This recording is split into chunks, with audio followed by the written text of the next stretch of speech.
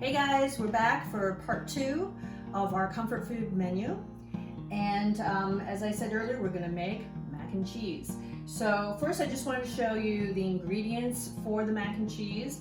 Again, we're trying to use up pantry staples and stretch it for our family.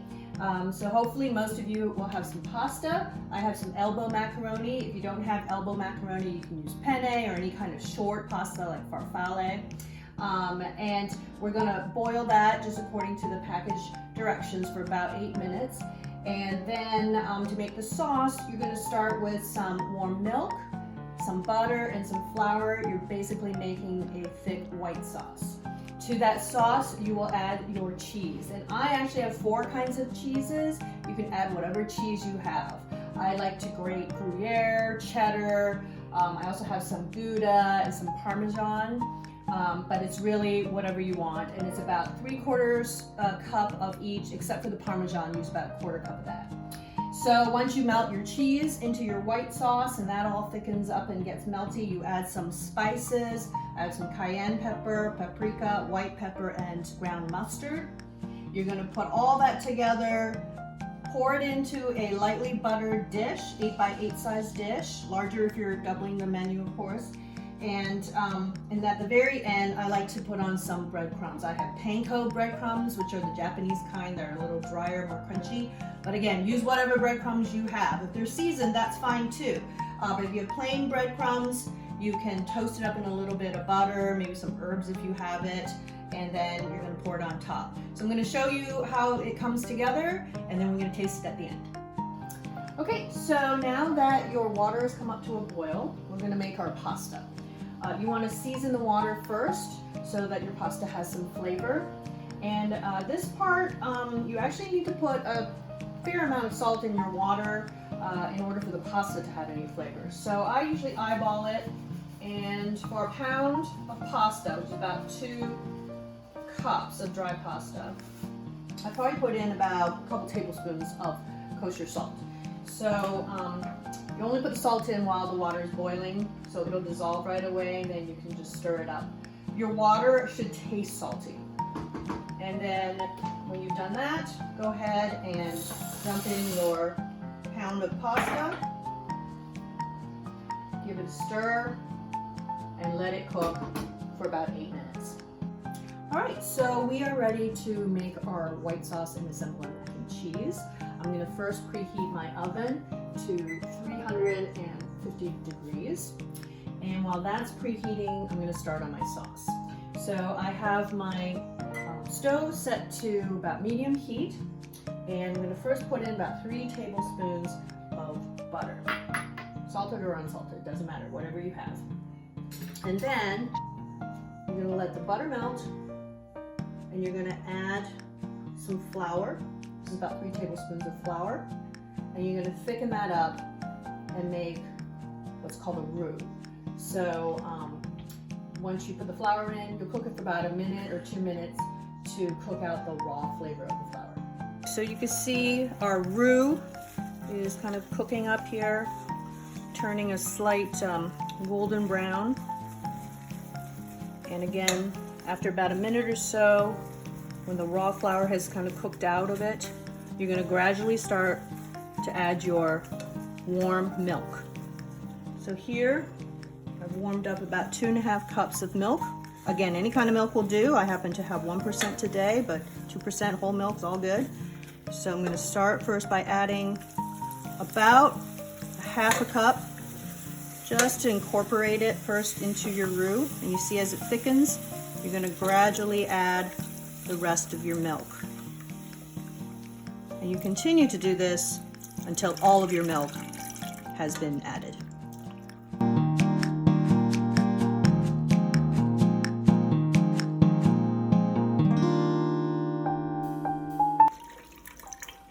Once all of your milk has been incorporated, keep whisking. Keep your stove on about medium heat until it starts to thicken.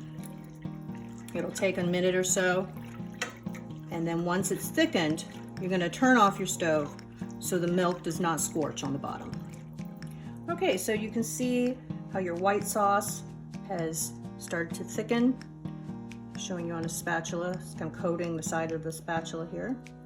When it gets to this stage and looks nice and smooth, and you've whisked out all the lumps, you can turn off the heat.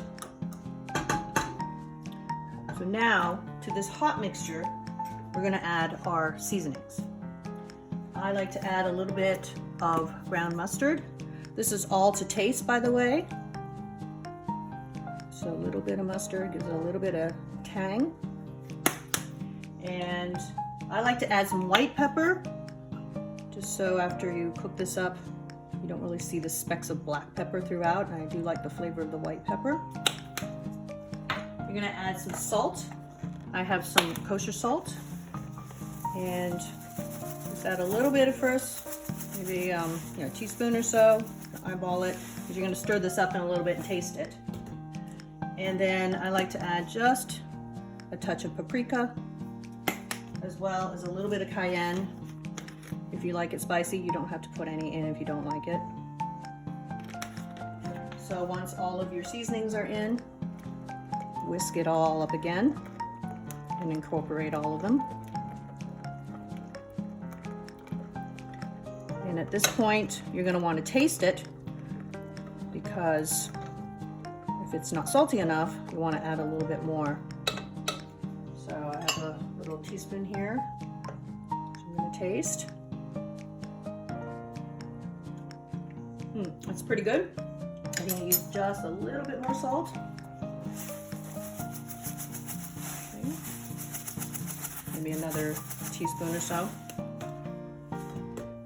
Whisk that in. And that should do it. So now we're going to add our cheeses. What I did first though was take out some of it, about a cup and a half or so, because you're going to want to top the mac and cheese with this cheese.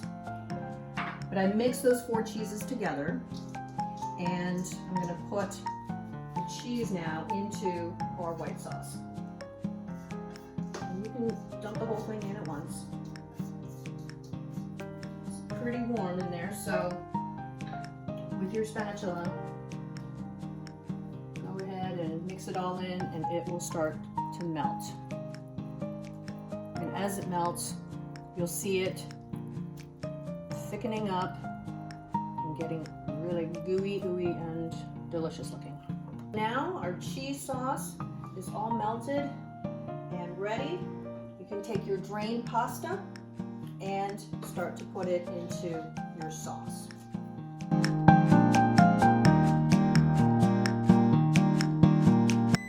Oh, and there goes my oven. It is preheated and ready for this mac and cheese. Okay, so we're gonna put our mac and cheese mixture into our buttered dish. Now some of you might be ready to eat it at this stage, and you can go ahead, I'm not judging. But I like to have it with a little bit of a crunchy breadcrumb topping. So I'm gonna go ahead and pour it into our buttered dish so that we can put our crumb topping on top, and then bake it in the oven for just a few minutes to get the topping golden brown. You're gonna bake this in the oven for about 25 to 30 minutes, or until the top is golden brown. So remember the cheese that you had set aside and the half cup of breadcrumbs. I'm going to combine them now into another bowl. And with your clean hands, or you can use a spoon, you're going to mix it all together. And then this is going to be your topping. So once it's all thoroughly mixed, you're just going to top your mac and cheese with this mixture. And that cheese is going to melt on top and form a nice crunchy topping with the panko, with the breadcrumbs that I have.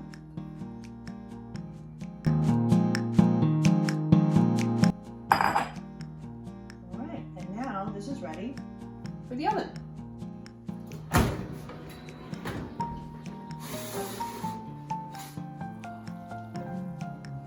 Okay, here we are. Here's our mac and cheese with our crumb topping And as you can tell, it's nice and golden brown, and again, bubbling around the outside, kind of like our apple crisp that we made earlier.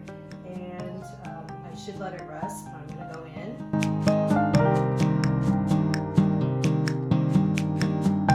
Nice and creamy and cheesy.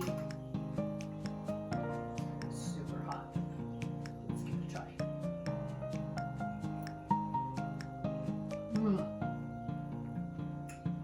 So good. Now you can make this gluten-free by using gluten-free pasta. There's lots of varieties now out there. And then when you make your roux, instead of using regular all-purpose flour, just use a gluten-free flour to thicken up your roux. So good. I hope that you're all comforted by these meals this weekend. Everybody, stay well. And here you have it, our comfort food edition. And we've got our apple crisp with our mac and cheese. I hope you enjoy.